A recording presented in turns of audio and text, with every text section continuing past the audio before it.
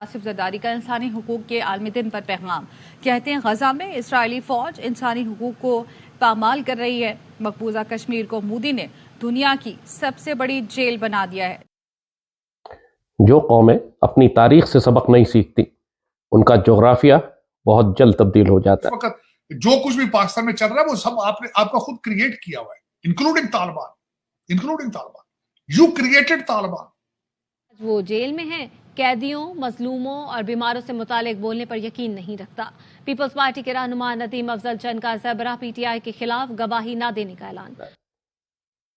1971 में हमने अपनी तारीख से कोई सबक नहीं सीखा था, नतीजतन हमारा जोग्राफिया तब्दील हो गया।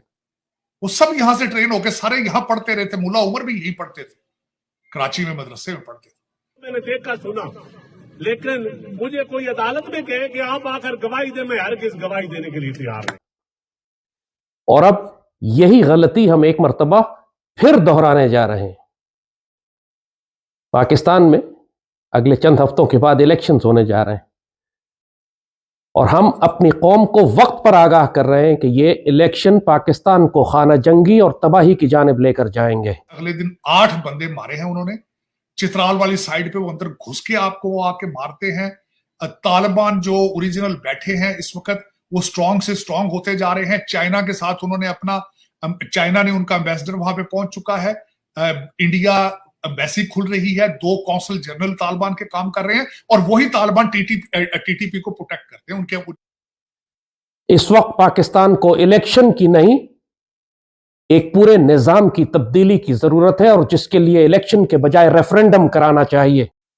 जय हिंद दोस्तों, वंदे मातरम। आप सभी का स्वागत है द इंडियन काफिर चैनल के एक नए वीडियो में। दोस्तों, बहुत दिनों बाद लाल टोपी ने अपना एक नया ज्ञान का पिटारा खोल दिया है, जिसमें वो ये बता रहा है कि कैसे भुट्टो और शेख मुजीबुर रहमान के बीच में कैसे लड़ाई हुई, कैसे सकूते ढाका हुआ। उसने अपने ज्ञान के पिटारे से इस बार ये चीज़ें निकाली हैं।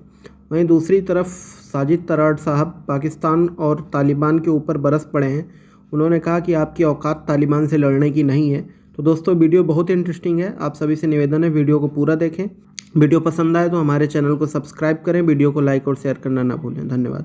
ये कि कौम से एक मर्तबा सवाल करें कि क्या तुम वाकई इस पार्लिमानी नापाक जमहूरियत को चलाना चाहते हो जिस पर 3 बड़ी नापाक सियासी जमातों ने कब्जा किया हुआ, या मुल्क में एक नया फ्रेश स्टार्ट, साफ सुथरा सदारती निज़ाम, सदारती इस्लामी निज़ाम कि जिसमें पाकिस्तान की रियासत को एक मर्तबा मुस्तहकम करने के लिए एक नया सियासी निज़ाम तरतीब दिया जा सके।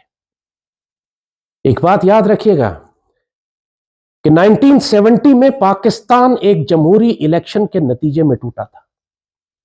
आप जो मर्जी इसकी अस्करी वजूहात तलाश करते रहें, जो असल हकीकत है वो ये कि पाकिस्तान की 2 नापाक सियासी जमातें जो फैसला कर चुकी थी कि हमने मुल्क का वजीर आजम बनना है, मुजीब और भुट्टो, और उन्होंने अपनी ताकत को इस्तेमाल करते हुए अपनी गद्दारियों के बावजूद जब उनको आपने इलेक्शन में भेजा, अच्छी तरह जानते हुए कि ये नापाक और पलीत लोग हैं और ये मुल्क में फसाद बर्पा करेंगे, तो फिर वही हुआ कि एक जमहूरी इलेक्शन के बाद मुल्क में खाना जंगी हो गई। क्योंकि इधर तुम और इधर हम का नारा लगाने वाले और शेख मुजीब, जो पहले अगरतला साजिश में पकड़ा जा चुका था, उसको आप मुल्क का वजीर आजम बनाने जा रहे थे। मौत होने वाली थी। तो फिर इतना संगीन गद्दारी का मुकदमा माफ करके इसको आपने क्यों इजाजत दी कि उन्हीं मुक्तिबानी के दहशतगर्दों के साथ ये इलेक्शंस में जाए? और फिर उसके बाद जो होना था वो किसी के कंट्रोल में नहीं था। वो कहता है मशरकी पाकिस्तान में मैंने सारी सीटें जीती।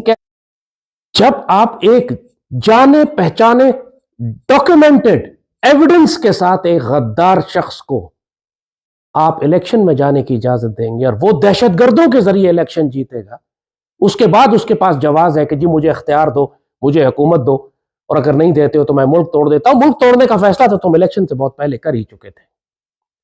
और यह कहा जाता है, एक बहुत बड़ी आर्गुमेंट दी जाती है कि जी बंगाली पाकिस्तान से अलग होना चाहते थे क्योंकि मशरकी पाकिस्तान पर जुल्म होता था, उनको हकूक नहीं दिए जाते थे। यह सारा कुछ आप जानते थे इलेक्शन से पहले कि होगा। जैसे कहा कि अगरतला साजिश जो पकड़ी गई थी उसके डॉक्यूमेंट्स निकाले, सब कुछ लिखा हुआ था कि हम मशरकी पाकिस्तान में क्या करने जा रहे हैं।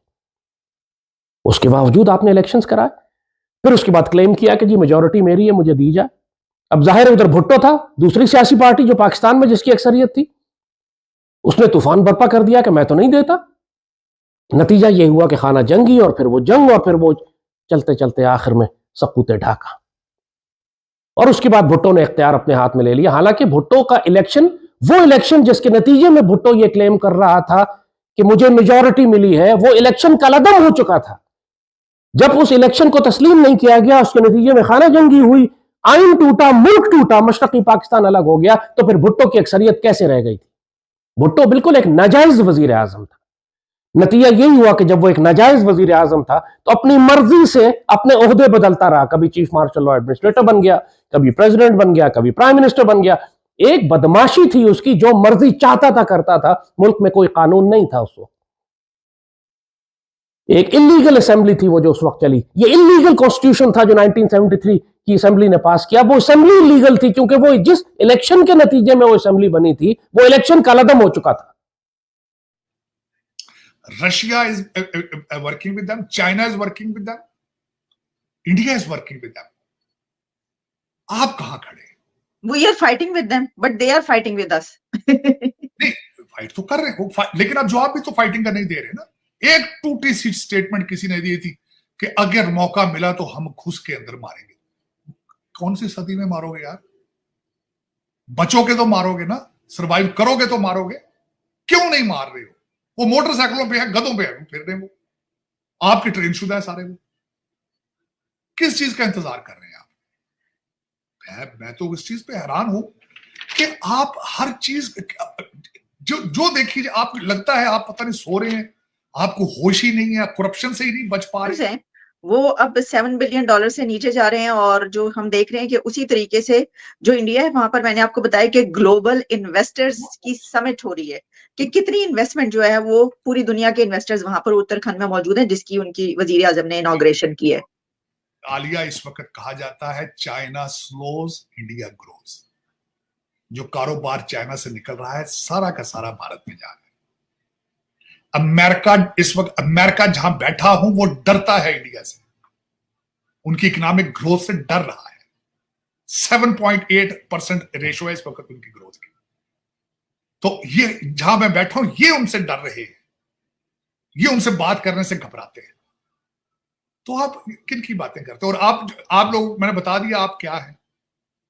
आप तो, मेरा मकसद है, आप तो अभी तक आप बिजी हैं लूटने में। आप अभी तक मलक रियाज से ही आगे नहीं जा सके। आप अभी तक, आपकी प्रायोरिटी पीरनी है, मलक रियाज है, आपकी मानिका है। आगे इंटरव्यू मानिका के 2 बच्चों के आने वाले हैं अपनी मां के खिलाफ। आपकी प्रायोरिटीज ये है, आप इससे आगे ग्रो ही नहीं कर पा रहे।